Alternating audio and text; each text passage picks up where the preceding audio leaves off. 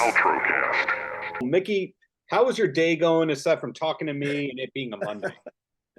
Well, it's a little bit earlier here on the West Coast, but it's going okay. We kind of had an unexpected visit from some plumbers just a little while ago, but thankfully we got that business taken care of and out of the way for now. But other than that, everything's looking pretty good. It's a beautiful day here in Rancho Mirage, California. And you're pretty on brand because you have the double A-side Christmas single, yet Yeah, you have the Christmas tree behind you. I So do. Yeah. when did you actually record the single? We recorded it in September, both of them in September in Nashville. We did it, the session was like one afternoon. We went in and cut both the songs in about 5 to 6 hours. Some great studio musicians in Nashville. So they were Mhm. really, really quick and really, knew what they were doing. And we worked out the arrangements and, you know, tweaked it a little bit in the studio. And it was just a great experience and a lot of fun as well. Did Dan Frizzell provide the musicians, or you knew these players? Dan set it all up. Dan is good friends with my manager, Chris Harden, and they've been buddies since college. So he reached out to Dan, and Dan works a lot in Nashville, and he set it all up for us and put together a great group of players. Got it. Did you know Yeah, outright, hey, this is a Mickey release and not a Starship release? right. I decided to go with that because first of all, it just felt so personal, the Mhm. two songs, and then the fact that I was using, studio musicians rather than the Starship band. So as it evolved, it just felt naturally that it was more of a Mickey Thomas project than a Starship project. Are you getting to perform these songs live anywhere or any place? I don't have any immediate plans to. We don't really have any more Starship shows for the rest of the year. We won't be on stage again until 2024. But our plan is kind of, we're going to put these out and see what kind of response we get. And if the response is good and it seems like people want to hear some more, then maybe during the course of next year we'll finish a whole album's worth of Christmas songs and have it ready for Christmas 2024. And then at that time, probably go out and perform them live and maybe do try to put together some kind of a Starship Christmas tour around the holidays. Wow. And weren't you just on the Party Gras tour as well? No, I was not. That was sometimes there's a little bit of confusion still in the world out there with Starship and Jefferson Starship. I believe that was Jefferson Starship who performed with Bret Michaels and Party Gras. And the word I got back through the grapevine was he was pretty upset about it because he thought he was getting us and he got the other band. Because I thought I remembered reading an interview with Bret where he was talking about what a great singer you are. Yeah. And so it does sound like buyer's remorse happened right there. Yeah. We have done several shows with Bret in the past and we get along great. And it's a good, it's a very cohesive package there with Starship and Bret Michaels. And I think, as I mentioned, Bret thought he was getting Starship on the show, but there was some confusion with the booking agents and it ended up being the other band. And then by the time it was all said and done, it was sort of too late to change it. So that's how that happened. Got it. Sorry for bringing up that weird topic. No, that's okay. It happens occasionally. On the complimentary end of you and Starship, when you joined Starship, did you know, hey, I'm going to be in the fold of all this for 40 something years? Or is it a one tour, one album kind of situation?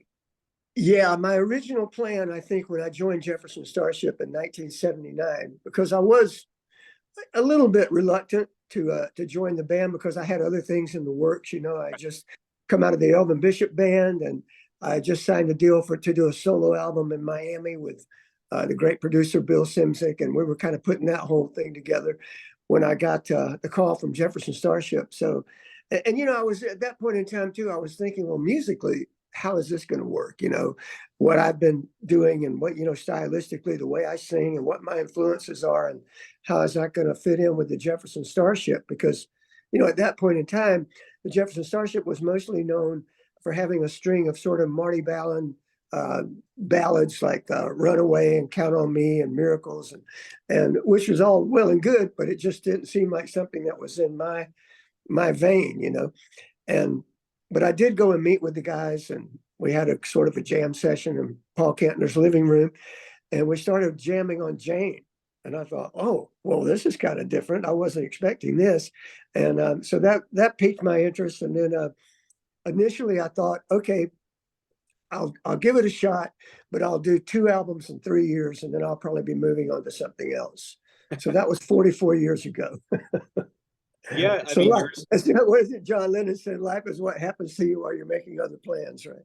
yeah, and the music that you sang, the music that you did through Starship is still living on a variety of ways. Like, for example, Yeah, a professional wrestler comes to the ring to Jane every exactly. night.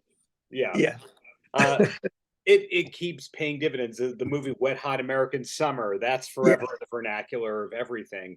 So it's yeah, interesting to see how you have the classic thing, yet you continue to push the ball forward with this Christmas single. You keep popping up on other people's albums doing guest vocals because over the years, Donna Summer and Sammy yeah, Hagar, etc. yeah.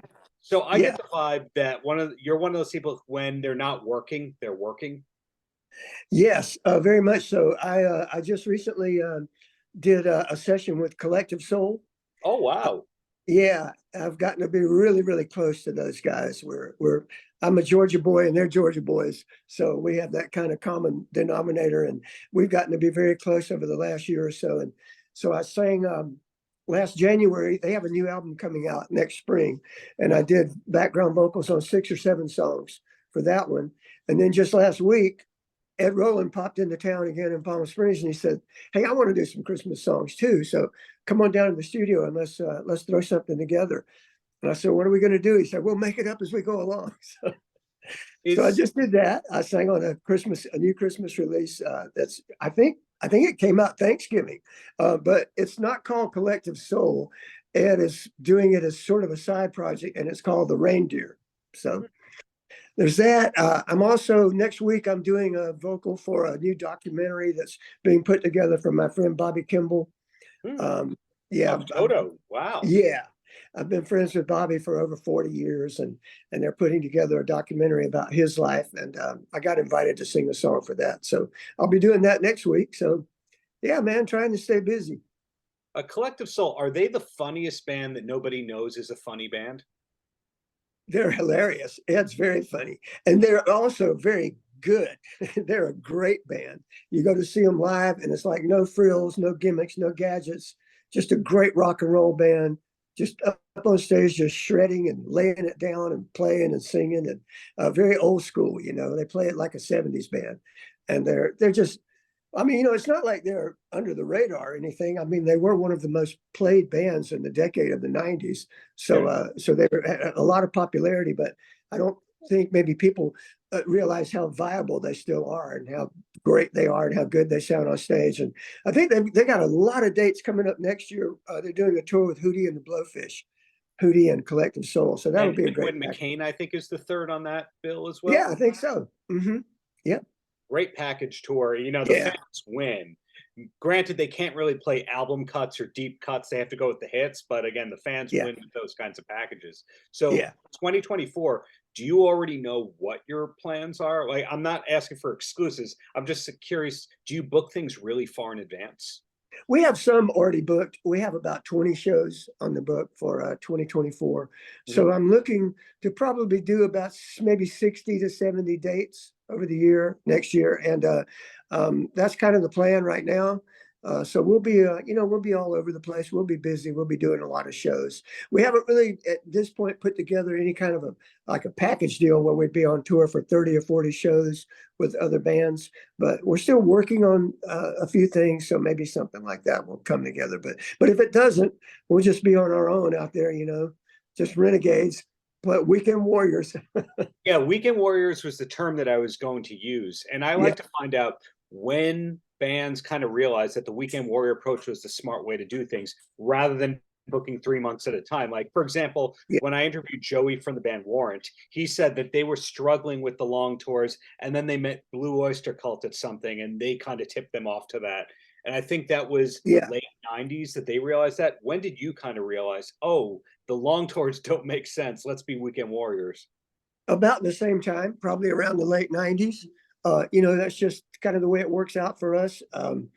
And you know, in a way, it's really great because, you know, you go out for 3 or 4 days, you come home for 2 or 3 days, you go out for a couple of days, you come home for 4 or 5 days. So it really breaks it up and get a lot of frequent flyer miles. And, you know, but I was just, this last year, the Goo Goo Dolls were in town rehearsing for their tour that started last summer and is still going on, I think. So they're in the process of a really long, extended tour.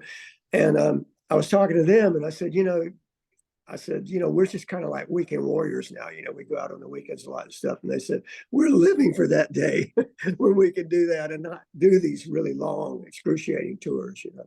Yeah, they have to do that Live Nation Summer Yeah. Shed tour Yeah. every year. Then they Yeah. have to do the Christmas theater tour to hawk the Christmas music. Yeah. So Yeah.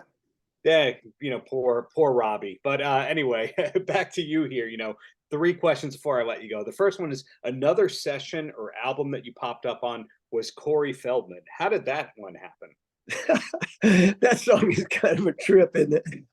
Well, in 1988 or 89, somewhere in there, the Dream a Little Dream movie was being made, which, was Corey Feldman, Corey Haim, it was an interesting movie because there were so many of the young stars of that era. And then a lot of really fine older actors were in the movie too. Jason Robards, Harry Dean Stanton, Piper Laurie. So I got to be friends with the director of that movie, and he invited me to come and do some music for it. And in the course of doing the music, I mentioned to him that I had done a little bit of acting in my younger years. And he said, well, come on down. We'll find a part for you in the movie. So they found a part for me as the high school math teacher in Dream a Little Dream. So I went to do that, and that's how I met Corey Feldman and a lot of other youngsters that were involved in making the movie. And Corey and I particularly bonded. Got to be really good friends. I was almost, at that point in time, I think I was like a father figure to them, you know. And so we got to be really close. And then cut to about 7 or 8 years ago, I probably hadn't seen Corey in 25 years or so.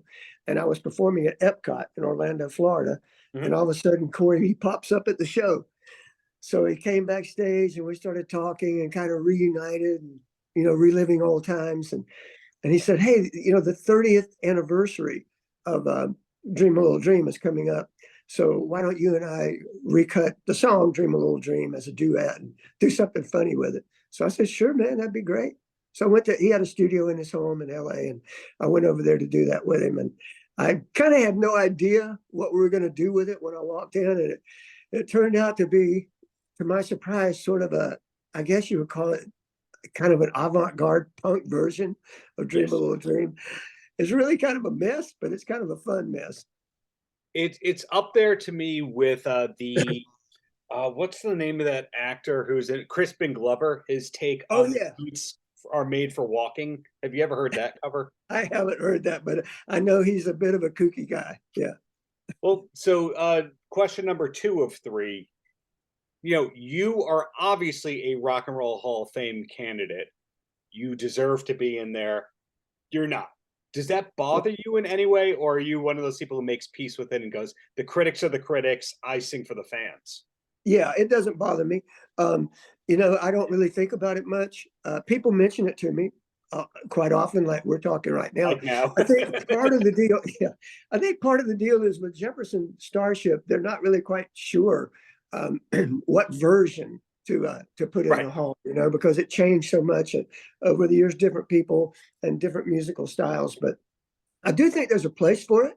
Honestly, there's a spot for Jefferson Starship in there, and I'd say we just kind of put together, everybody. Unfortunately, many of the members of Jefferson Starship are no longer with us. Right. So I think if they were to say, Grace, Mickey, Craig, Pete Sears, David Freiberg, Ainsley Dunbar, come on down and we're going to put that part of Jefferson Starship into the hall. I think it would work. I mean, Fleetwood Mac is a band that went through a lot of changes over the years, a lot of different personnel, and they found a spot for them. So I think it would work, and maybe eventually it'll happen one day.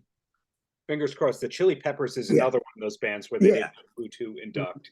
And it was a mess, but it worked out. Well, last question for you. So, in terms of your discography, you mentioned the name Elvin Bishop before, and that's also work of yours that I'm a big fan of. And Elvin Bishop usually gets pigeonholed as yacht rock. Is that on your radar at all? Do you know the term yacht rock? Because when I I interviewed do. George Benson had not heard it before I said it. Oh, I've definitely heard of it. It's a little bit. I'm not quite sure how to categorize it or to define yacht rock. You know, it seems a bit of a nebulous term. I certainly don't see how Elvin Bishop fits into yacht rock. You know, because Elvin's sort of the antithesis of being on a yacht, if you know what I mean. Yeah. But I guess Fooled Around and Fell in Love maybe kind of get lumped into that general category of 70s kind of mid-tempo yacht rock songs, whatever that is. I think of it as kind of like Christopher Cross, I guess is kind of yacht rockish. And Yes. So yeah, if they ever want me to go sing on a yacht, I'll do it, I guess. I think that when you have Christopher Cross and or Michael McDonald on your song, or Steve Lukather, one of those three by proxy becomes yacht rock. So there you go. But Mickey, thank you for the decades of great music, and hope to see you live in New York in the near future. Congrats on this new single. Hope to get some originals as well in the near future under your name. I hope so too, man. And thank you very much. Yeah, I'm really excited about the Christmas singles. You know, it's something I've always wanted to do, and I finally got a chance. And for me, I really wanted to make it more of a traditional, classic Christmas music sound. You know, keep it. I was kind of sort of channeling my Jack Jones, Andy Williams, Perry Como when I did it. So, but thanks again for everything, and I hope I see you in New York. Paltrocast.